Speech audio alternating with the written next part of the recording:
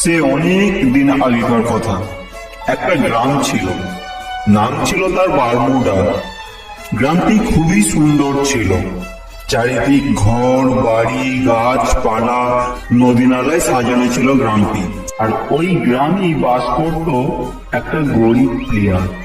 নাম ছিল তার অ্যাডাম। সবাই তাকে নোবরা বলে ডাকতো।